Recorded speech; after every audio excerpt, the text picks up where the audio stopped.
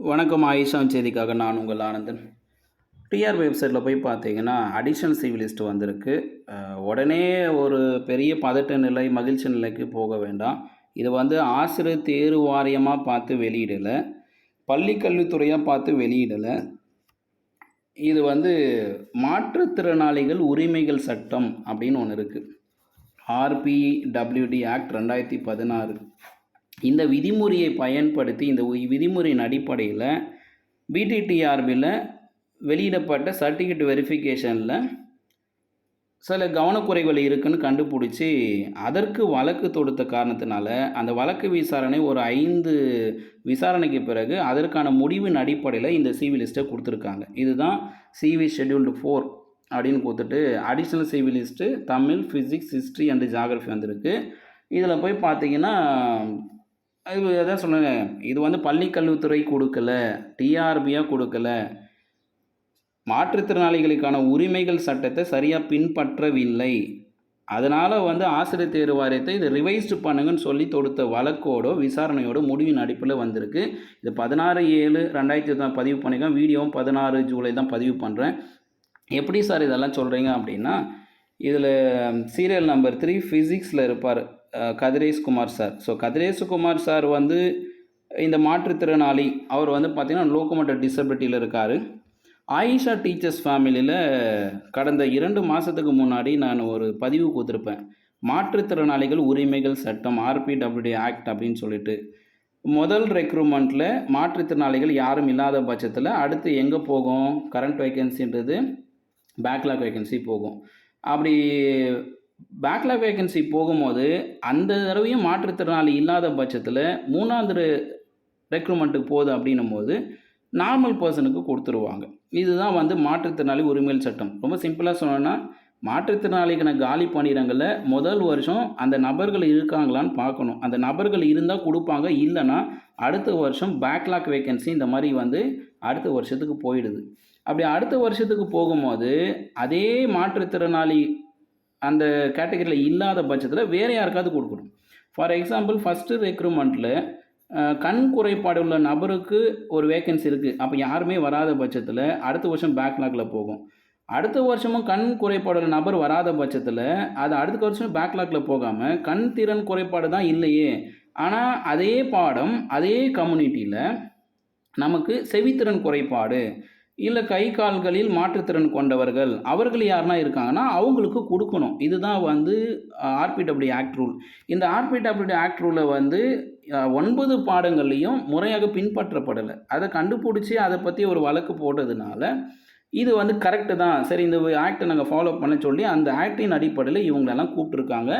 இதுதான் நிதர்சனமான உண்மை. அதனால் நீங்கள் வந்து பள்ளி கல்வித்துறை கேட்டுச்சுன்னு நினச்சிக்காதீங்க, ஆசிரியர் தேர்வு வாரியம் வந்து தானாக பார்த்து குடிச்சுன்னு நினைக்காதீங்க. மாற்றுத்திறனாளிகள் தன்னுடைய உரிமைகளை நீதிமன்றத்தில் சென்று அதை நிரூபித்ததுனால தான் இந்த ஆசிரியர் தேர்வு வாரியத்தின் வழியாக இந்த அடிஷ்னல் சிவி லிஸ்ட்டு வந்திருக்கு. இதற்கான சான்று வந்து ஃபிசிக்ஸ் டிபார்ட்மெண்ட்டை சார்ந்த கதிரேசகுமார் சார்கிட்ட இருக்குது.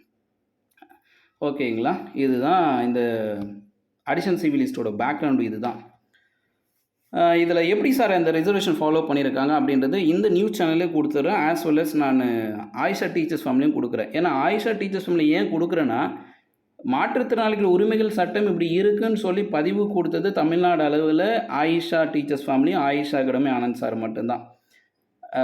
மற்ற வகையில் எல்லாம் இருந்திருக்கு, ஆனால் பெரிய அளவில் பேசப்படல, பெரிய அளவு விழிப்புணர்வு இல்லை.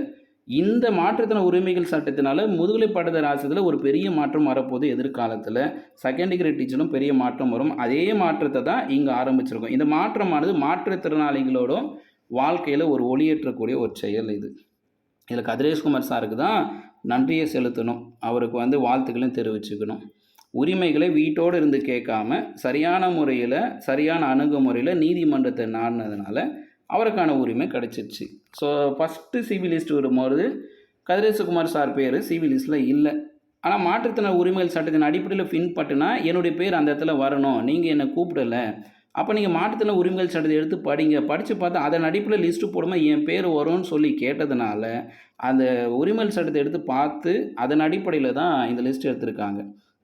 இது மீதி 2மே வந்து பாருங்கள், சீரியல் நம்பர் 1, 10 பார்த்தீங்கன்னா இவங்க 2 பேரும் மாற்றுத்திறனாளிகளுக்கு இல்லை.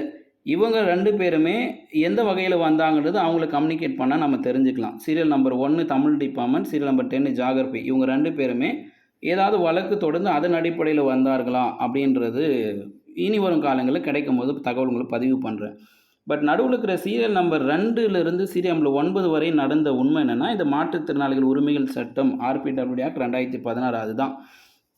பார்த்தீங்கன்னா, சீரியல் நம்பர் 2 ஃபிசிக்ஸில பார்த்துக்கலாம். ஃபிசிக்ஸில பார்க்கும்போது பாருங்க, டைப்ஸ் ஆஃப் டிசபிலிட்டி அந்த அந்த சிஸ்டரோட டிசபிலிட்டி வந்து ஹியரிங் இம்பேர்ட் செவித்திறன் குறைபாடு கொண்டவங்க.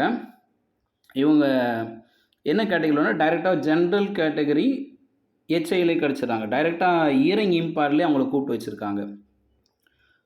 அடுத்து வந்து பார்த்தீங்கன்னா, ஃபிசிக்ஸில் அதே மாதிரி ஒரு கதிரேஷ்குமார் சார் வராரு. அவரும் 2022 பாஸு. Physically handicapped. இதுதான் நம்ம கூர்ந்து நோக்க வேண்டிய அந்த விதி. இவரோட டிசபிலிட்டி பார்க்கும்போது ஃபிசிக்கலி ஹேண்டிகேப்டு. ஆனால் அங்கே என்ன வந்திருக்கு பாருங்கள், SC category 3 locomotor disability. So இது வந்து டைரெக்டாகவே வந்துடுச்சு.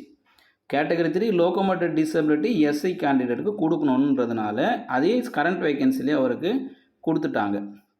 இதுக்கு அடுத்து பார்த்தீங்கன்னா, ஹிஸ்ட்ரி டிபார்ட்மெண்ட் காமராஜ் சார் இருக்கார். ஹிஸ்ட்ரி டிபார்ட்மெண்ட் காமராஜ் சாரில் போய் பார்த்தீங்கன்னா, அவரும் ஃபிசிக்கல் ஹேண்டிகேப்டு. ஆனால் அங்கே என்ன வந்திருக்கு பாருங்கள், பேக்லாக் வேகன்சி. இப்போ இந்த ஃபிசிக்கல் ஹேண்டிகேப்டில் வரும்போது இந்த பேக்லாக் வேகன்சி எங்கேருந்து வருது பாருங்கள். ஜென்ரல் 10 கேட்டகரி 1 விஷுவல் இம்பேர்டு கண் திறன் குறைபாடு உள்ள ஒரு ஆசிரியர் ஹிஸ்ட்ரி டிபார்ட்மெண்ட்டில் நமக்கு அவைலபிளாக இல்லை. அதனால தான் அங்கே ஸ்டார் போட்டிருக்காங்க. இதுதான் இந்த சிவி லிஸ்ட்டோட ஒட்டுமொத்த பின்புலம் இதுதான்.